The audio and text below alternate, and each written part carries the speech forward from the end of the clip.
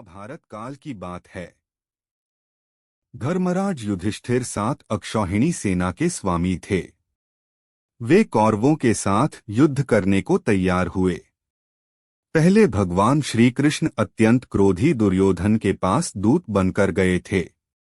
उन्होंने 11 अक्षौहिणी सेना के स्वामी दुर्योधन से कहा, दुर्योधन, तुमने पांडवों के साथ द्यूत क्रीड़ा में उनसे उनका इंद्रप्रस्थ छीन लिया था।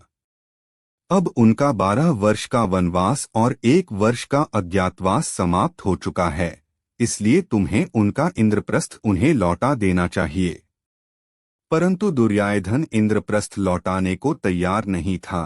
तब भगवान श्री कृष्ण ने पांडवों को 5 गांव देने की मांग की, परंतु श्री कृष्ण की बात सुनकर दुर्योधन ने क्रोध से कहा, मैं उन्हें सुई की नोक के बराबर भूमि भी नहीं दूंगा। हाँ, मैं उनसे युद्ध अवश्य करूंगा। ऐसा कहकर आवेग से दुर्योधन भगवान श्री कृष्ण जी को बंदी बनाने के लिए आगे आया। उस समय राजसभा में भगवान श्री कृष्ण ने अपने विश्वरूप का दर्शन कराकर दुर्योधन को भयभीत कर दिया। उसके बाद वहां उपस्थित विदुर ने अपने घर ले जाकर भगवान श्री कृष्ण जी का पूजन और सत्कार किया।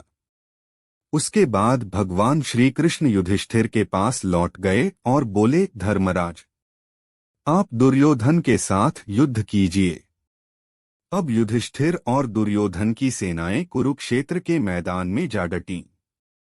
अपने विरुद्ध पक्ष में पितामह भीष्म और द्रोणाचार्य आदि गुरुजनों को देखकर अर्जुन युद्ध करने को तैयार नहीं थे।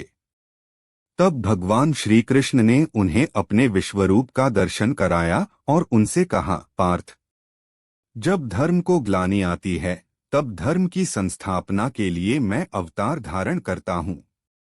कौरवों का साथ देने वाले भीष्म आदि गुरुजन शोक करने के योग्य नहीं हैं।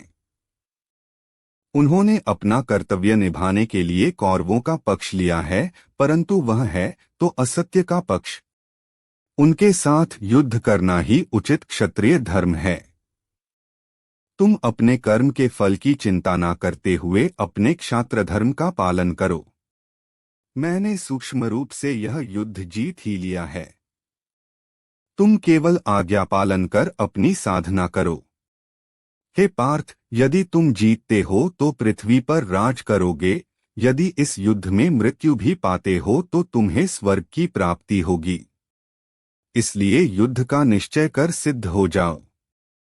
श्री कृष्ण जी का यह वचन सुनकर अर्जुन रथ पर आरूढ़ होकर युद्ध के लिए सिद्ध हो गए। उन्होंने शंखध्वनि की और महायुद्ध आरंभ हुआ। तो भगवान श्री कृष्ण जी ने बताए अनुसार किसी भी कर्म के फल की अपेक्षा न करते हुए उचित कर्म करना चाहिए।